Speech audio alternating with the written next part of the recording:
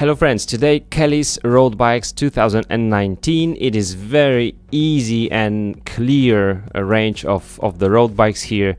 We have 4 bikes called URC, which are the carbon frame set, carbon frame, carbon fork. 4 different models, 90, 70, 50 and 30. And then we have ARC, which are the alloy one, 3 models, 50, 30, 10. I was asked this morning by one of my viewers which one would I buy as the first bike. Actually, would I buy the ARC 10 as a first road bike? So I'm gonna answer that question. I will tell you the most important features you should take a closer look at, and then I will show you some competitors, other brands which make similar bikes, and what would be the use of those, which one I would take. So URC carbon bikes, ARC alloy bikes. ARC, when you look at any, or I prepared this here.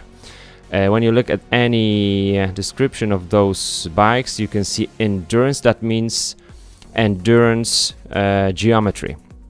When you go for the geometry, you will see that the reach of ARC bikes are shorter and the stack are higher than those of URC bikes.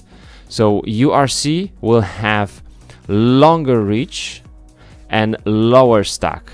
So you are stretched more, and that's easy. These are more racing bikes. This is much more aggressive geometry, and all 3 ARC bikes will have the endurance geometry. This is the most significant difference. Of course, alloy versus carbon, so carbon will be lighter, but geometry is super important when you buy a bike. So from among these 3 ARC bikes, we have 1 with disc brakes and 2 with the rim brakes.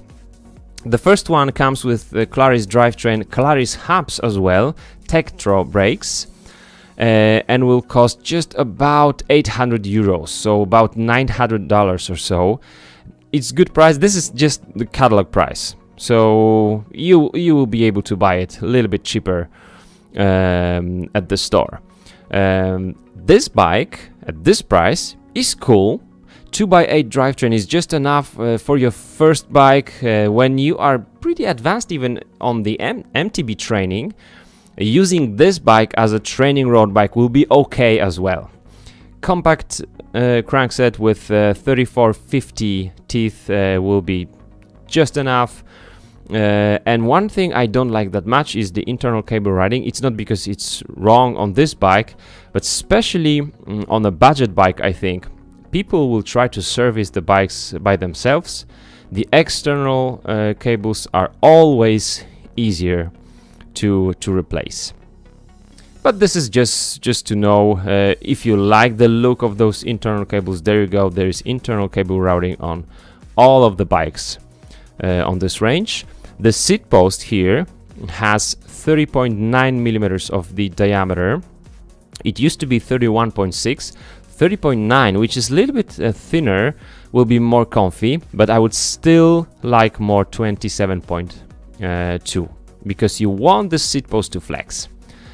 When we go for the ARC 30, the main difference will be the drivetrain. This one will be 2x9 from Sora, and I would buy this bike because it's just about 100 euros, $130 more expensive on the catalog than the ARC 10, and I wouldn't do it especially for the Sora 2x9 drivetrain instead of Claris 2x8. I would do it for the sake of the color.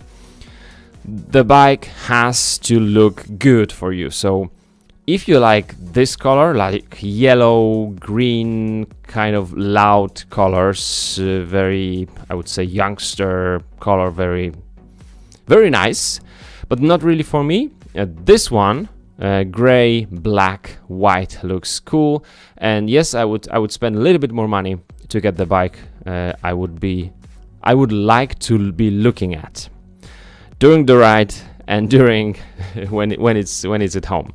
So this is my choice as a first bike, as a training bike, when I'm especially mountain bike racer. This is cool. You can also use it for commuting a bit because the endurance geometry will be cool. Then ARC50 has the disc brakes, but you should know two things.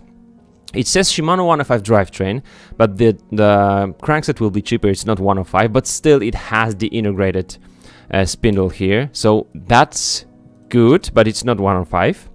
And the brakes are not hydraulic, these are mechanical, but these are from Tektro-Spire. Tektro-Spire are good brakes. I do like Tektro-Spire. These are very easy to maintain.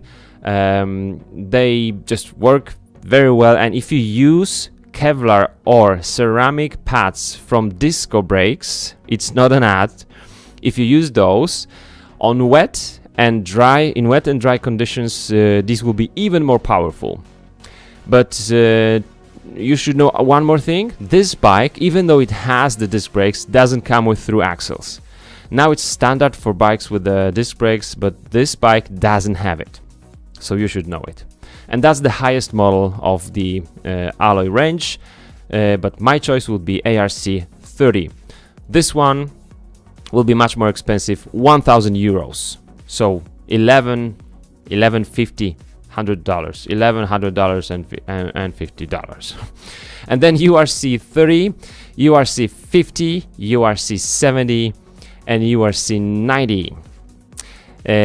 Two of those come with the rim brakes. That's the 30 and 90, and 50 and 70 come with the disc brakes. In this case, they will be through axles. You can see this is a through axle and this is a through axle. We can spin the bike around a little bit.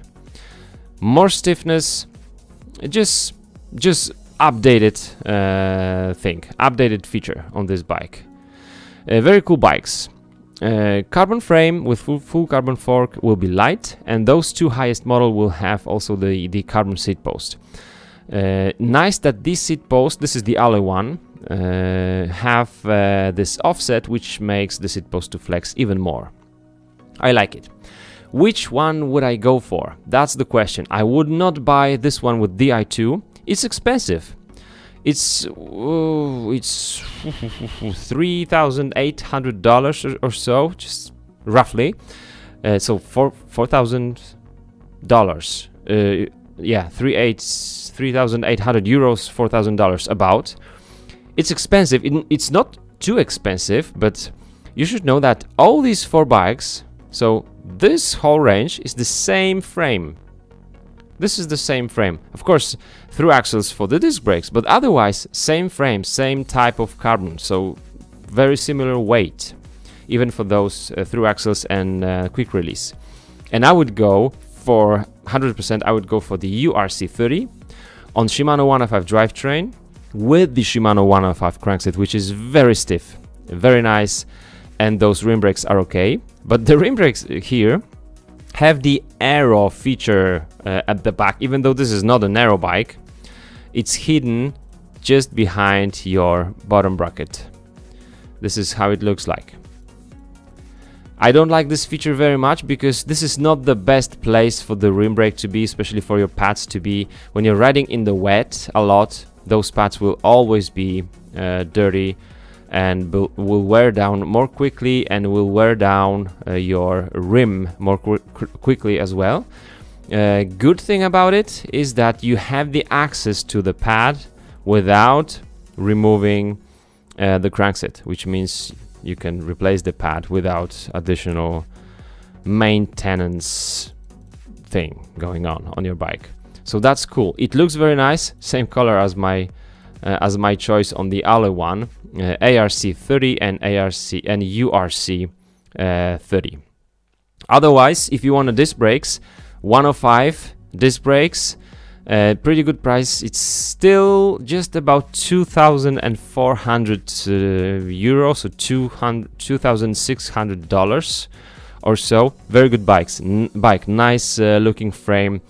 I just like it.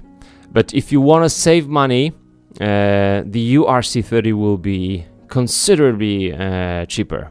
You can save a lot of money for great wheels on such a bike. So this is what I think about these bikes. And then competition is I'm comparing the ARC-10.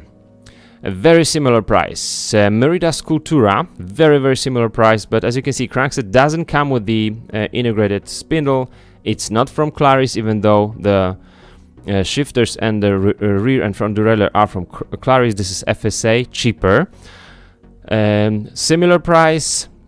You should be looking at the look of the bike and the geometry. It will also be quite comfortable, but the seat post on the Merida is 27.2. Much more comfortable than 30.9.